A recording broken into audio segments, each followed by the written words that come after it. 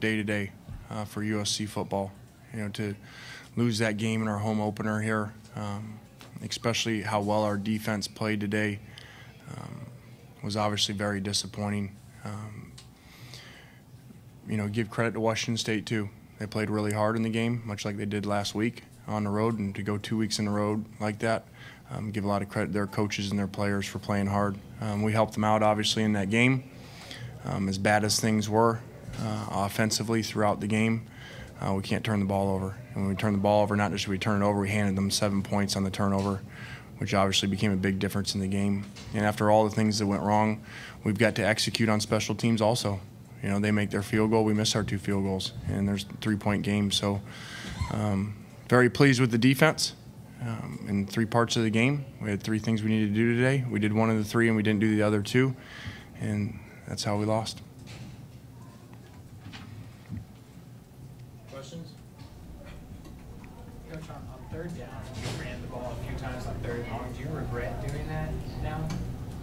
Well, when you lose the game, I think you always regret things. You know, when you win the game, you don't. So, you know, there was a feeling during that game that our defense was playing really well, and Washington State had been very turnover prone, and some efficiencies in the red zone and third downs from last year. And so the plan was, if we were able to hold up the way we were on defense early on, to make sure that we didn't screw it up on offense. And you know, it's easy to say, well, yeah, we should have thrown in those, and then all of a sudden we throw later in the game, you know, we throw an interception for a touchdown. Totally changes the game. So as boring as it was, you know, that was the plan once we felt that we were going to be able to play that good of defense, and thought we were going to play really well on special teams too, and really not screwed up on offense.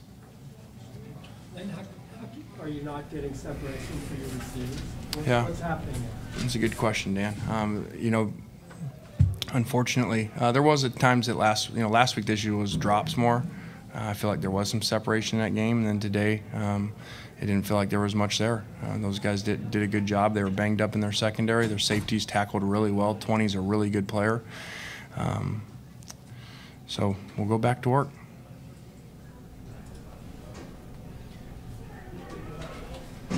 The state of the quarterback situation, I mean, where's your confidence with both guys and kind of opening up the offense and things like that?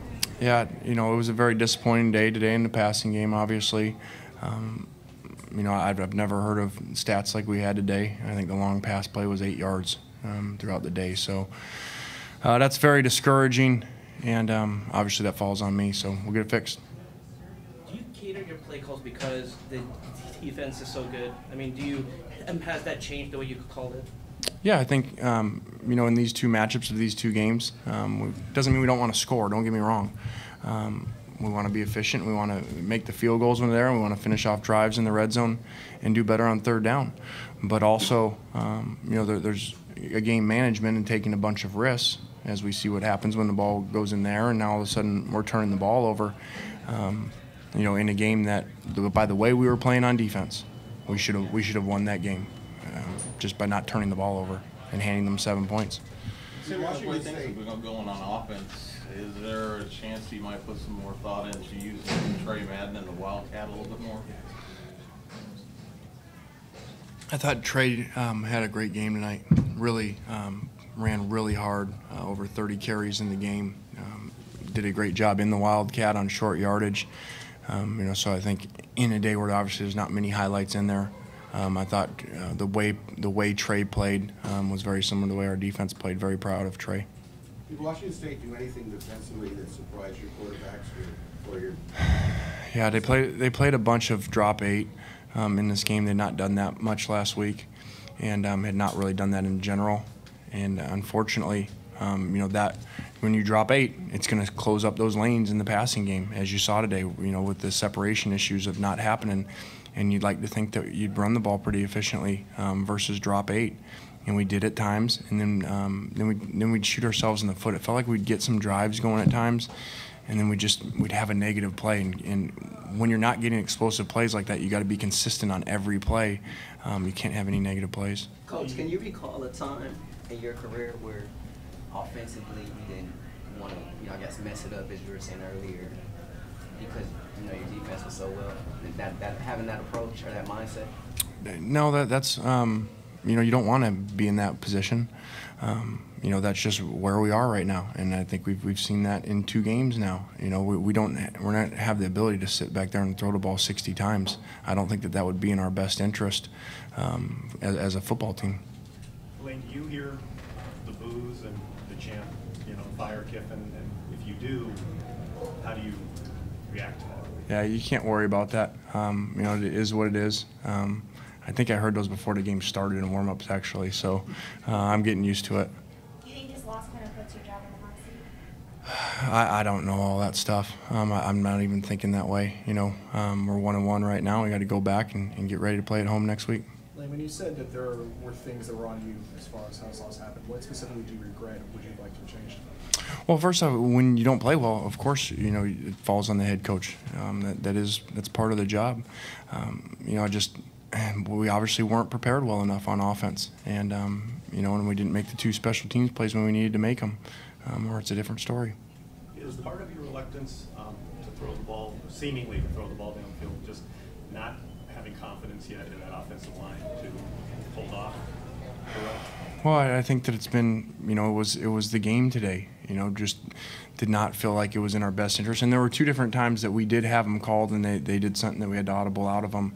You know, where we were attacking downfield, but you know, having the quarterback get hit back there, the way the game was going, you know, they were turning the ball over. You know, we were really playing great defense.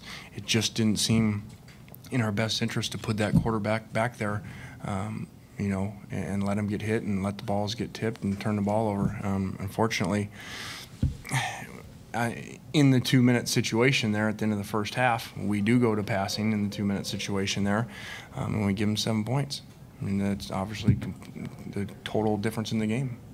Was the plan the whole time to go 1 half Cody, 1 half Max, or was that dictated by the game? That was dictated by the game. What about next week? Have you decided? I have no idea. Following up on Nigeria's question about the booing, your team's boos came off the field in the first half, and then when it came on the field, came to the field in the second half. What's your response to that? We're getting used to playing on the road. Do you feel bad for the kids getting having to hear this, the kids having to hear the boos? Yeah, but I can't do anything about it. You know, we're trying to win the game, and you know, and it is what it is. So I don't think that doesn't have any effect on us not playing well. You know, we got to play better. Let's do one more question for Coach. What do you think, for the fans' point of view, what do they have to feel good about the future, the rest of the season at this point? Yeah, well, I think the final score on a scoreboard dictates fans, obviously, and how they feel.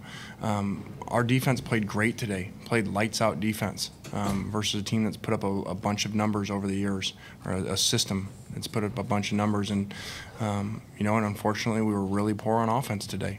So, and we didn't make our two field goals. So I'll be excited about 1/3 of our team. Thank you. All right, thanks. Got Devon Kennard and Trey Madden here for you, guys.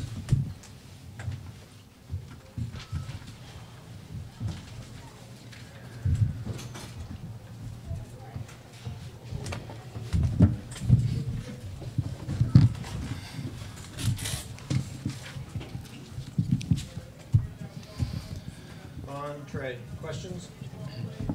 Yeah, for Devon, I guess, how hard is it, how much have you played here to hear the fans like this and see the atmosphere out there where there's so many boos and so much dissatisfaction with what's going on? It's out of our control, so it's something as players we can't worry about. You know, we're worried about the game and trying to get a win. So, you know, we would like our fans to be, you know, cheering and not hearing, you know, the boos, but that's something we're not concerned with. We got to play. How hard was this loss in general to lose to a Washington State team that almost never loses to this? It's tough, and I think everybody in the locker room feels it. And, you know, it's just we got to go back to work on offense, on defense, and on special teams and come ready for next week. Did you feel as a defense that, you know, you guys kept going out there and stopping them, creating, you know, turnovers, that the offense eventually was going to find a way to get over the hump? We have faith in the offense, so, you know, we definitely thought they would and still believe in them now. So, we're just going to continue to keep working, and we believe in our offense, and we know they're going to keep getting better and better throughout this season, and we have to improve too. We can't let up on defense. We have to keep on playing. I think as a defensive player, the one play they broke in the fourth quarter that put them in field goal range, despite how we played, I think that's going to haunt most of the defense because we missed a couple of tackles and gave them an opportunity to get in field goal range. How would you guys describe the mood on the sideline throughout the game and in the locker room after? Guys are hurt. Guys are in the locker room hurt, and you'd be upset if it wasn't that way. That's a sign of a close group who's upset about a loss. So we have to get these emotions out now and then come back on Monday and ready to go. Trey, from the offensive side, was it frustrating not being able to put points on the board? It was definitely frustrating. I think we didn't have any consistency on the offense, and anytime we put 7 points on the board, it's pretty disappointing, and we come away with a loss. It didn't feel too good. I'm sure, obviously, you're not feeling good from a team perspective, but individually, that was a pretty impressive performance for you. Can you talk a little bit about Thank your you. performance? Just what I had, 35 carries or something. When I got the ball, I just ran as hard as I could today and tried to put points on the board, but it feels bad just because we lost. So all the stats doesn't mean anything to me. Were you expecting to get that many carries today, Trey? I didn't have a number set, so 30 plus that's a lot, and it took a toll, but I didn't have a set number. How do you feel after that? I'm pretty banged up right now. Come back tomorrow and get my body right and get ready for next week. While that's happening kind of in the fourth quarter, are you even feeling it, or is it more just you're running an adrenaline you don't even know until you're sitting here right now after it's over? It's definitely adrenaline. I'm not feeling it. I was just focused on getting the offense started and getting the consistency going.